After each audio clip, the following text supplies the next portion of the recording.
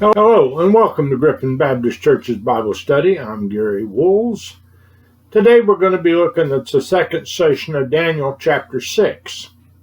In the first session we saw this group of presidents and princes of the province go to Darius and get him to make a decree that anybody who made a petition to any god other than himself would be thrown in the lion's den. Under the Medo-Persian law, once the king signed it and sealed it, it could not be changed. They had set Daniel up. They hid outside his house and watched him pray, and then they ran to the king. Today we're going to start with verse 13, and they were talking to the king about Daniel, and they said, "Then answered they and said before the king, that Daniel, which is of the children of the captivity of Judah, regardeth not thee, O king, nor the decree thou hast signed, but maketh his petition 3 times a day." Now they expose the real reason for their insistence that he makes the decree. They're taking delight in telling him about Daniel. They even add the detail that he was one of the captives of Judah. They go so far as to say he has no regard for the king. Darius knew this was a lie. He knew Daniel, and he knew him well. He knew Daniel was loyal to him and his friend. At least they get part of it right. They tell Daniel that he had made his petition 3 times a day. Verse 14. Then the king, when he heard these words, was sore displeased with himself, and set his heart on Daniel to deliver him. And he labored till the going down of the sun and to deliver him. Then the king, when he had heard these words, was sore displeased with himself. He was aware of Daniel's habits, and in his pride he had forgotten about how this would affect his friend Daniel. We can only guess at maybe some of the words he might have uttered when he realized what he had done, and I'm sure we could not repeat them here or in church. This verse indicates that he was angry with himself, but I believe he was not very happy with the conspirators either. Darius now goes about and sets out to find a way to get around the decree. I'm sure if lawyers existed in that day, he had the very best ones working on that case. The conspirators most likely had come to Darius first thing in the morning, and if they did, this verse implies he worked all day to find a way out for Daniel. Then these men assembled unto the king and said unto the king, Know, O king, that the law of the Medes and the Persians is, that no decree nor statute which the king established may be changed. These men took delight in being able to come before the king and telling him there was no way out to save Daniel. They had total disregard for the fact that Daniel was a friend of Darius. In their desire to rid themselves of Daniel, and in their pride of accomplishment, they overlooked the possibility that Darius could turn on them after Daniel was killed. How often today do we see people, especially the younger generations, have total disregard for the consequences of their actions? Verse 16. Then the king commanded, and they brought Daniel and cast him into the den of lions. Now the king spake and said unto Daniel, Thy God whom thou servest continually, he will deliver thee. The king, being painted into a corner, now tells them to bring Daniel and cast him into the lion's den. Also note that even though this was aimed at Daniel and there was no way out, this decree had to be sent out in parts to all the kingdom. This took place no later than the next day after the decree was signed. Darius did not have to bring Daniel and question whether he had done what they claimed. He knew he had.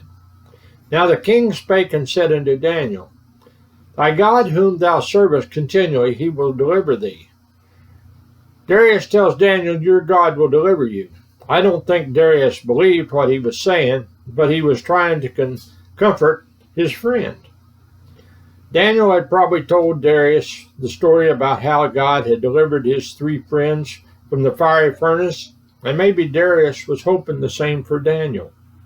Verse 17, and a stone was brought and laid upon the mouth of the den, and the king sealed it with his own signet, and with the signet of his lords, that the purpose might not be changed concerning Daniel. A stone was brought and laid upon this tomb, but this is not the only time that we seen this. And this particular stone, just like the one that would be put in front of Jesus's tomb, was just not any old stone. It took several men to carry it and place it. Wax would have been melted and poured around the stone to form the seal, and it would be known if anybody tried to move the stone. The king now takes his ring and makes an imprint in the wax. This is the official signature, and no one had better tamper with it. Now he takes the rings of his lords and makes the impression with them. No one, not even Darius, was going to tamper with the stone. We're not told that he placed a guard at the stone or not, but I know a story similar where they did. Anyone want to guess what I was referring to? Remember when they buried Jesus and the stone was placed in front of his grave? It was sealed along with the guard being placed there. Verse 18, then the king went to his palace and passed the night fasting.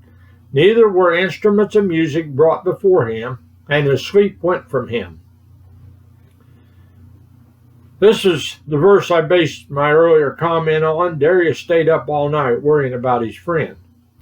Fasting shows a deep concern for Daniel's safety.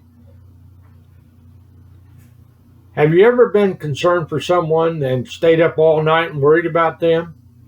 This is Darius' state of mind. This is what he's doing. Verse 19, then the king arose very early in the morning and went in haste into the den of lions. Given the concern he is showing and the fact that he went in haste real early in the morning shows the king's true concern for Daniel's welfare. Maybe he thought, if I get there early, I can save him if he's still alive. We're not told the details of his thinking, but he certainly was hoping for the best. And when he came to the den, he cried with a lamented voice unto Daniel. And the king spake and said unto Daniel, O Daniel, servant of the living God, is thy God, whom thou servest continually, able to deliver thee from the lions? We're not told how the stone got removed, but you can be assured Darius had a contingency of soldiers with him, and they had already been given the order to move that stone as soon as they got there. They may have already been sent ahead and had removed it. A lamented voice indicates a voice which was loud and had a tone of grief attached to it. He calls to Daniel in this voice because he fears the worst.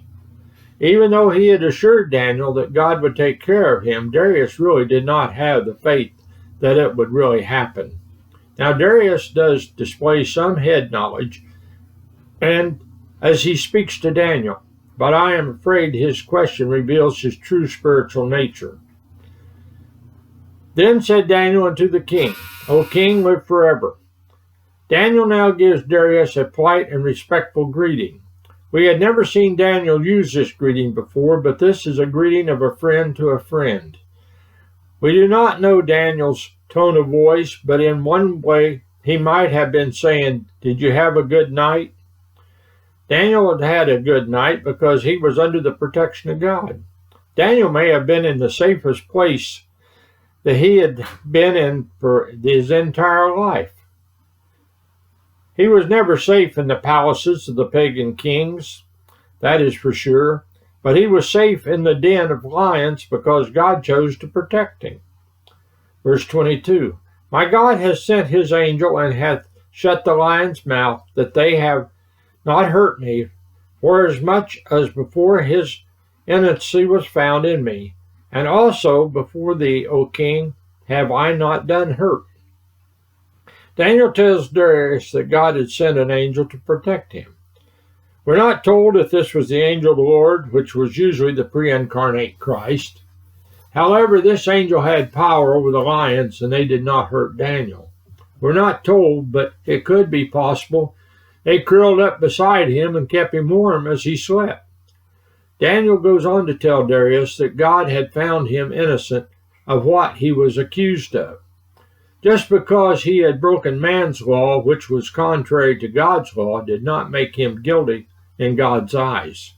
Once again, Daniel had taken a stand for God and was rewarded for it. Daniel goes on to tell Darius that he was not guilty of trying to hurt him as his conspirators had claimed. Then was the king exceedingly glad for him, and commanded that they should take Daniel up out of the den. So Daniel was taken up out of the den, and no manner of hurt was found upon him, because he believed in his God. Like I said, Daniel knew the story of how God had delivered his 3 friends from the fiery furnace, and Daniel knew God could do the same thing for him if he chose to. The king now shows his true feelings for his friend Daniel. Darius is exceedingly glad or happy that no hurt had come to Daniel. Darius did not suggest they remove Daniel from the den. He ordered them to get him out of there. When the king gives an order, the men obey without question.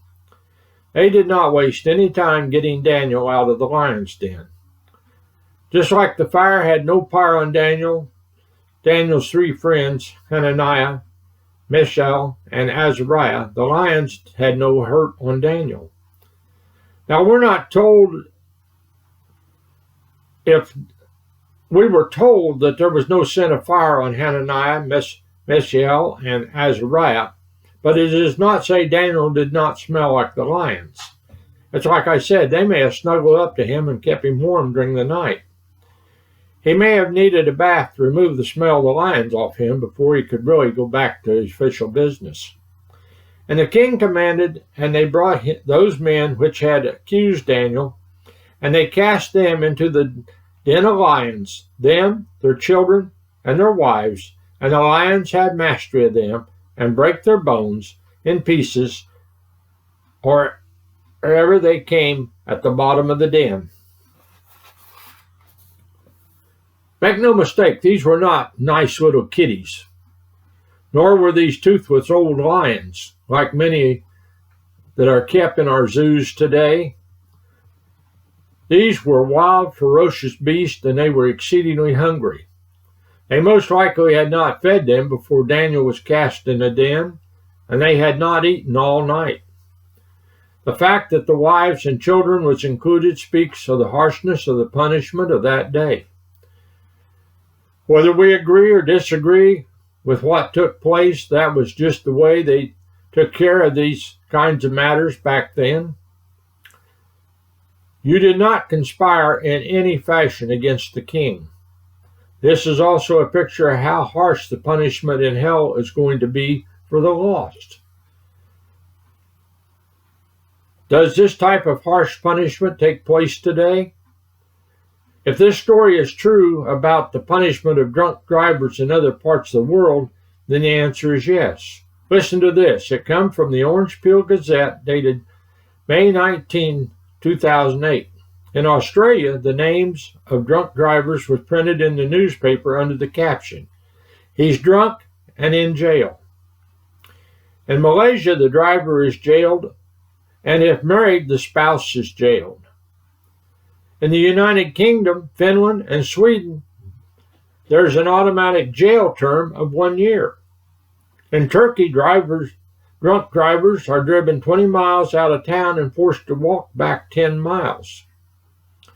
In Bulgaria, a second drunk driving conviction results in capital punishment. In El Salvador, your first offense is your last, execution by firing squad. In this country, we far too often slap a person on the wrist and look the other way. That's not true around the world. God does not look the other way, and most of the people in this country are going to hell because they don't believe God is going to send anyone to a place as terrible as hell. They're in for a real rude awakening. Then King Darius wrote unto all people, nations, and languages that dwelt in all the earth, peace be multiplied unto you. Wow, does this sound like the same pagan king? I do believe something has happened in the life of Darius. To me, it sounds like someone that has come to the saving knowledge of God. Is it possible that Daniel's witness has led another world leader to the saving knowledge of God? Listen to the next two verses. Verse 26, I make a decree that in every dominion of my kingdom men tremble and fear before the God of Daniel, for he is the living God and steadfast forever, and his kingdom that which should not be destroyed, and his dominion shall be ever unto the end. He delivereth and rescueth, and he worketh signs and wonders in heaven and in earth, who hath delivered Daniel from the power of the lions. I believe this is Darius's testimony to his conversion. And if indeed I'm correct, then this is the second ruler of the entire known world to be converted. Verse 28 concludes chapter 6 and this section of the book of Daniel, known as the history part of the book. So this Daniel prospered in the reign of Darius and into the reign of Cyrus the Persian. Just a short time later, Darius dies, and Cyrus becomes the king. Daniel prospers in the government of Darius, and it is possible everyone wanted to help him rather than oppose him like the conspirators did. This concludes this chapter, and we will start chapter 7 and get into the prophecy section of the book. The last 6 books are prophecy, and I'm looking forward to bringing them to you. Have a great day.